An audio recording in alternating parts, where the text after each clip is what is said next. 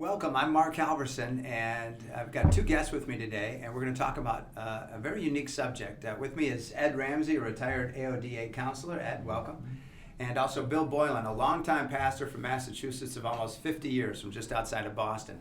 Our subject is awful grace. And Ed, I want to start with you because you're 24 years old, you're in Virginia, and you're a playground supervisor, and through an odd set of circumstances, you get shot in the neck and you almost lose your life. And as you've survived that, but you've gone on to refer to this incident, which shaped your life over the following years, as awful grace. What do you mean by awful grace? Well, my experience is that God's grace is not limited to just good things and pleasure. That God's grace can include, pain and negative things that happen to us, and that God gives us the resources we need to take the negative and turn it into something positive and beneficial for ourselves and for other people. And when that happens, then it becomes a form of grace that's just as significant as any of his other grace goes. And so, let me turn to Bill. Bill, more from the theological perspective. I mean, is that how you see it? Awful grace? Oh, it is. In fact, Ed and I were talking earlier, and it's remarkable how similar we were. Now, not the same. I didn't get shot, but I shot myself in the foot.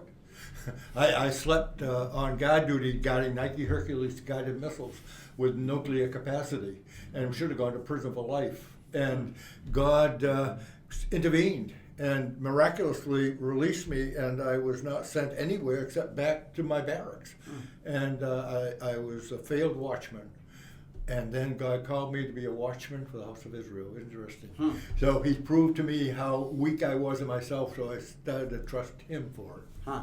Ed, before we sat down, you talked about the word awful, and maybe that's a good explanation. What do you mean? Tell us about awful. well, awful is about awe in a lot of ways. Awful is something that has potential to be very destructive and hurtful to us. But if I take it and use it in a positive way, then it becomes a resource. Then that gives more, in some ways, more credibility to God's grace than positive things. Because I can look back at what happened to me, which is a fatal injury, and see how God helped me survive that and where he's taken me with my life. And it gives me a sense of awe in terms of his love and grace and things of that nature. And awful comes from awe.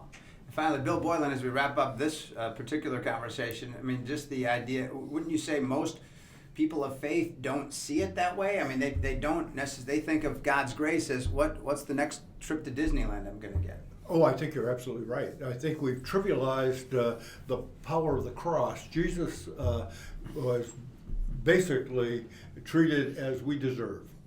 So there's the true baseline from which we should understand our Christian lives. This is a man hanging on the cross where I should be hanging. And by his death, I have received a new life. It's never going to end. I said earlier in another conversation that when Christ created the world, he created it. John says all things were created by him, for him and through him. And when he created the world, man was made in the image of God. And when we were fallen, God became God in the image of man. And he showed us what we deserve by hanging to his death on a cross. And then rising and giving us that new life he entered into.